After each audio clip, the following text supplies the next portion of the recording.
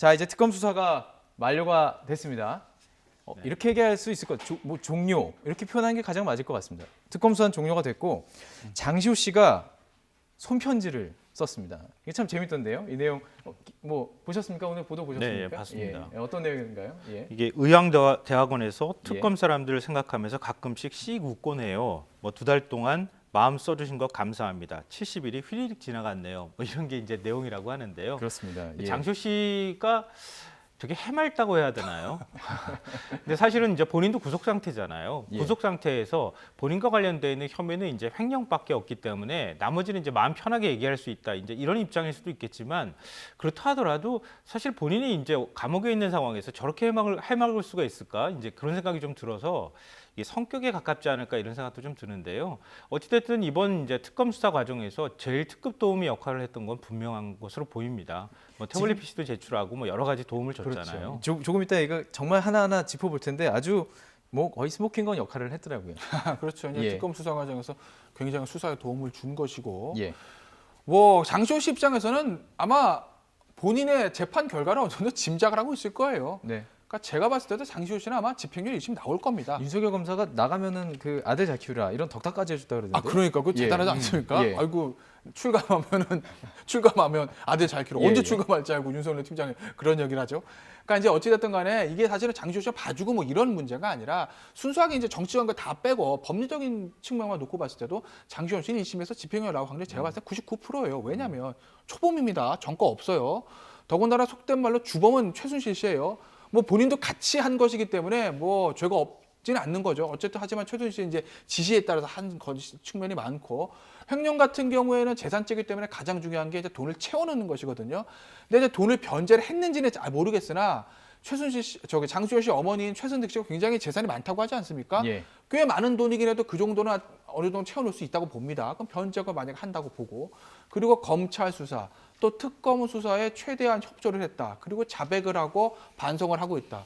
그리고 또 아들도 키워야 된다. 이렇게 되면은 계속 구속 상태 유지할 가능성은 극히 낮고 예. 그렇기 때문에 아마 장시호 씨도 특검 수사에 적극적으로 협조하는 것으로 방향을 바꿨을 거고 그러다 보니 특검에서는 아무래도 장시호 씨가 중요하다 보니까 대우를 잘해줄 수밖에 없는 거고 아이스크림 먹고 싶다 그러면 아이스크림도 사다 주는 거고 뭐 아이스크림뿐만 네. 아니라 뭐 도넛도 사다 주고 오늘 먹고 다 못 먹으니까 내일 와서 먹을게요. 냉장고에 보관해달라고 보관도 예. 해주는 거고 네. 그러니까 장시호 씨 입장에서 보면 특검 나가는 게 부담이 전혀 없는 거죠. 아니 가면 잘해주고 나는 하고 싶은 말 다 하고 그럼 결국 나한테 득이 될 것이고 답답한 구치소 있는 것보다는 특검 와서 이제 콧바람 쐬는 게 나을 거고 그러니까 저는 해맑은 표정 계속 나오는 거 아니겠어요? 그 장시호 씨의 성격의 단면을 보여주는 그 장면이 있죠. 그거 다시 한번 보고 좀 이야기를 나눠가도록 하겠습니다. 장시호 정인, 제가 미우시죠? 네, 인간적으로는 미안하게 생각을 합니다. 괜찮습니다.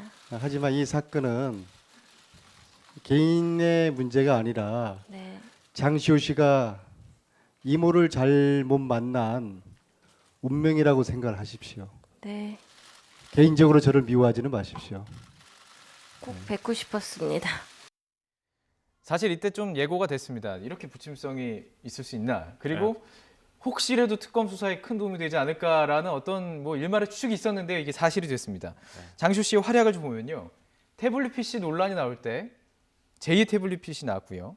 또 차명폰 번호까지 기억을 해서 박근혜 대통령과 최순실 씨의 통화 내역 570건이라는 거 엄청난 사실이 드러났고요. 민정수석실이 인사청탁을 뭐 했던 그런 파일 위치, 뭐 최순실 씨의 대여금고, 미얀마 케이타운 프로젝트 이거 정말 아주 핵심적인 증거가 된 거 아니겠습니까? 네, 맞습니다. 이제 제가 생각할 때는요. 이미 이제 최초 보도가 한 7월쯤에 나오지 않았습니까? 네. K스포츠 재단하고 미래재단 관련되는 의혹이 제기가 되고 난 다음에 그때 최순실 씨가 그 주변에 있는 직원들하고 굉장히 입맞추기를 시도한다거나 아니면 책임 기기를 시도했던 그런 정황들이 그동안에 많이 나왔고 녹취록들도 나왔잖아요. 근데 제가 볼 땐 장시호 씨가 그 무렵쯤에는 이미 발을 빼야 되겠다고 생각을 했던 것 같아요. 예. 그러니까 결정적으로 이 시크릿백이라고 얘기했던 그러니까 명품백 안에 최순실 씨가 항상 들고 다녔다고 하는 그 명품백 안에 그 민정수석 인사 자료가 있었을 때 그걸 사진으로 찍어가지고 그걸 이제 프린트로 출력한다거나 그 파일을 따로 보관했다는 거 아닙니까? 그럴 때 이게 나를 살려줄 게 될 것이다. 뭐 이런 식의 얘기를 했다는 거 아닙니까? 네. 그러니까 그때부터 장시호 씨는 이미 이모하고 어느 정도 거리를 두고 만약에 나중에 이모가 이게 발각이 됐을 경우에는 나는 그 편이 아니라 반대편으로 가야 되겠다고 생각을 했던 것 같아요. 그래서 특검이나 검찰 조사 받을 때부터 시작해서 본인의 얘기를 막 애써 숨기지 않고 그 얘기를 다 이제 꺼내놨던 거 아닌가 싶고요. 이제 그게 나중에 가서 결국은 최순실 씨와 박근혜 대통령의 관계를 입증해 줄 수 있는 스모킹건 역할을 다 해줬던 것 같습니다. 수사 과정에서도 큰 도움이 됐습니다. 이제 재판이 진행 중인데요. 재판 과정에서도 큰 역할을 하겠죠? 뭐 근데 큰 역할을 할 건데 네. 별다른 게 나올 건 없을 거예요. 그 왜냐하면 예. 이게 이제 검찰 재판 과정에서 증인이라는 건데 결국 이제 뭐 검찰 진술했다는 얘기가 아마 반복이 될 거예요. 왜냐하면 털어놓고 싶은 것들은 이미 검찰 또는 특검에서 전부 다 털어놨을 것이거든요. 그러니까 예를 들어서 특검에서 이런 진술을 했을 때 그 진술도 있을 겁니다. 그럼 그게 이제 최순실 씨한테 어떤 최순실 씨한테 불리한 증거를 사용이 되겠죠. 그럼 이제 법정 나가면 최순실 씨는 특검에서 내 조카 장시호가 한 얘기는 못 믿겠어. 아마 이렇게 해서 증거를 부동의를 할 거고. 네. 그러면 특검 입장에서만 장시호 씨를 증인으로 불러다가 증인신문을 하겠죠. 그러면 거기서 아마 특검에 있었던 얘기를 아마 반복을 할 거예요. 그러니까 특검이 걱정하는 건 다만 만약에 장시호 씨가 내 특검에서 그렇게 얘기한다는 건요.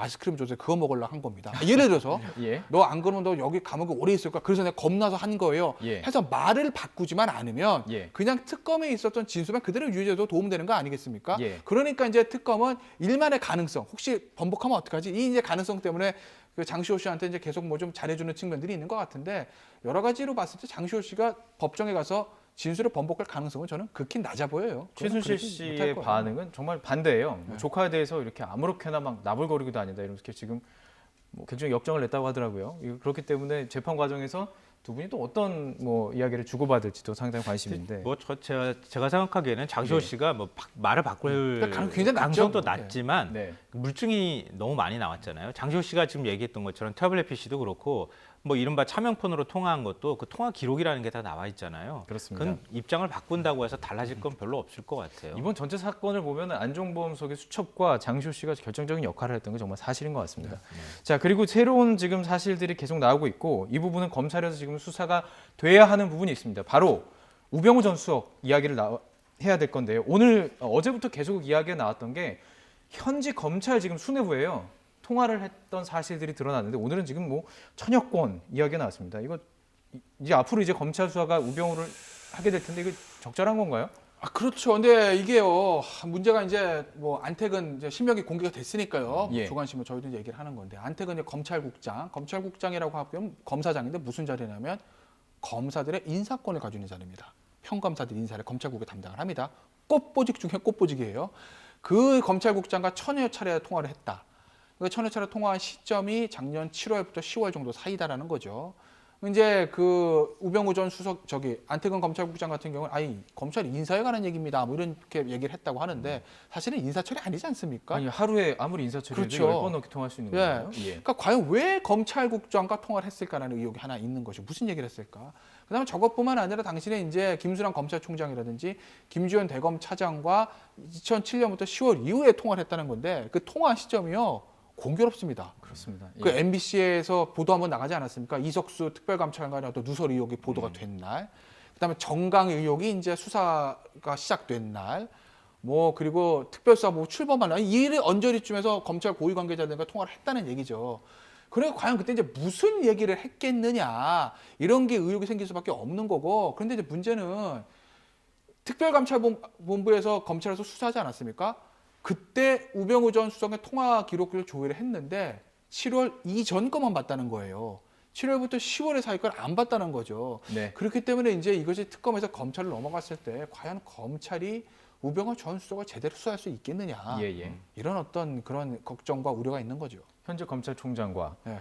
이제 특수본을 맡게 될 이영렬 지검장과 이렇게 쉽게 통화를 할 수 있는 사람을 과연 검찰에 칠 수 있겠느냐 이 얘기인데요. 어떻게 그러니까 충분히 보십니까? 가능한 얘기인 것 같습니다. 예. 그동안에 이제 특검조차도 그 검찰에서 파견된 검사들과 그렇지 않은 이제 그 수사진들하고 같이 의견 일치를 못 봐가지고 뭐 내부적으로 이제 갈등이 있었다 이런 얘기가 있었거든요. 네.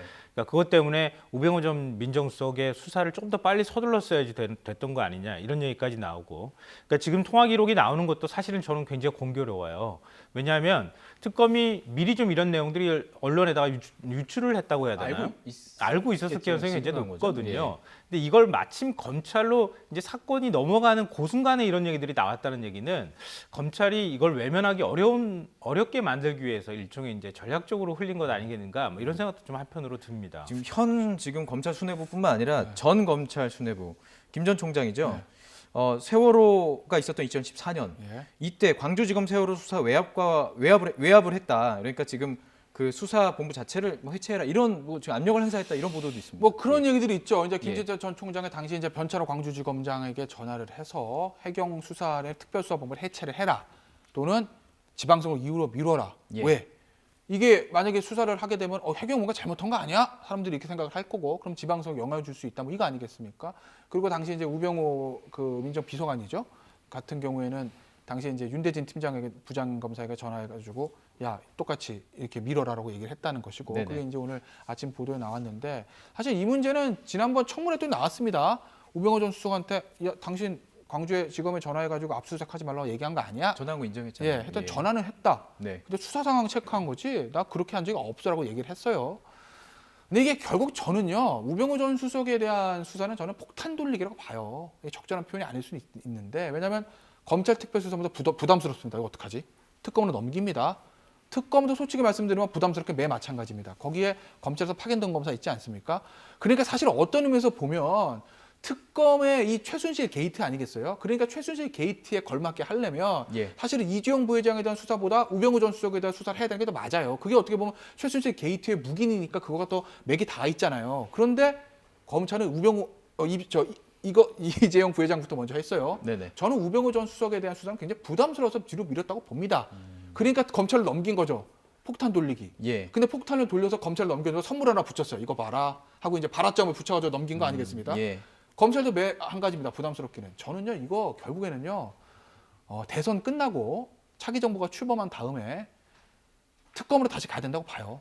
예. 아, 그렇군요. 예, 저는 그럼 다시, 왜냐면 예. 그게 뭐 우병우 전 수석이 특검할 만큼 중범죄 이런 의미가 아니라 검찰의 최대한 부담은 덜어줘야 되거든요. 왜냐하면 검찰도 사람이기 때문에 어제까지 나랑 친한 사람들을 갑자기 칼 들이는 게 인간적으로 부담스러운 건 마찬가지거든요. 네, 네. 그래서 특검 구성에서 예. 정말 우병우 전 수석과 하나의 관련도 없던 사람들을 수사팀 새로 구성해서 예. 그래서 부담 없이 새 정부가 힘을 실어주고 수사를 하게 하는 것이 저는 그게 맞다고 봅니다. 자, 특검 말고 검찰이 좀 수사를 해야 되는 부분이 이제 바로 이제 다른 대기업들의 지금 수사가 남아 있는 부분인데요. 이게 재밌는 보도가 나왔습니다. 안종보 업무수첩 39건이 이게 복사본 이게 나머지를 가질 수가 있었던 이유가 대기업에서 계속 문의를 했다고요? 예. 예, 맞습니다. 자기들이 관련된 거 없는지. 예. 네네. 그러니까 지금 안종범 전 경제수석이 가지고 있었던 수첩이 일종의 뭐 사초라고 불리잖아요. 근데 이게 이제 안종범 수첩에 나와 있는 내용들이 계속 이제 관련되어 있는 증거로 나왔단 말이에요. 특검 내부에서. 그러니까 대기업들 입장에서는 그러니까 박근혜 대통령하고 면담했을 때 이제 독대를 했을 때 기록이라든가 아니면 말씀 자료 기록이라든가 이런 게 드러나게 되면은 일종의 부정한 청탁을 하게 된 것이 될 수 있고 그럼 뇌물죄 적용 대상이 될 수 있으니까 그렇죠. 얼마나 예. 공포스러웠겠습니까? 이제 그걸 계속 문의하는 과정에서 이제 방금 전에 말씀하셨던 그런 일들이 벌어지게 된 거죠. 특검이 그것을 캐치하게 됐고 결국에는 그것을 예. 증거로 예. 갖게 된 거 아니겠습니까? 이런 것을 옛말에 긁어부스럼이라고 하지 긁어 않습니까? 부스럼이군요. 예. 안 물어봤으면 모르고 있었던 것을 예. 괜히 대기업들 입장에서는요 물어봐서 이거 뭐지? 특검 입장에서 야 뭐가 있는 거 아니야? 라고 이제 그 체킹을 하고서는 그 압박을 해가지고 수첩 받아냈다는 거 아니겠어요? 그러니까 대기업들 입장에서는 긁어부스럼 만든 거죠. 이번에 아주 스모킹건 역할을 한 증거들이 이렇게 긁어부스럼 혹은 뭐 장시호 씨가 갑자기 이렇게 내놓는 것이라든지 참 이렇게 어떻게 보면 좀 운이 따랐던 뭐 같다는 생각이 좀 듭니다. 세상에는요 비밀이 없습니다. 예, 그렇습니다. 예. 예. 그럴 거예요. 왜냐하면 이게 대기업들 입장에서도 정보를 파악하고 물었다는 건데 뭐 네. 대기업들이 특검보다 조금 정보를 일찍 파악할 수 있었겠으나 결국 그렇지 않더라도 특검도 언젠가는 파악을 했을 거예요. 말씀하신 대로 뭐 요즘 세상이 어떻게 덮겠어요. 문제가 있는 것들을 다 드러나죠. 네, 알겠습니다. 오늘 여러 가지 사안들 다 이야기를 나눠봤습니다. 김태현 변호사와 김성환 시사평론가와 함께했습니다. 고맙습니다. 네.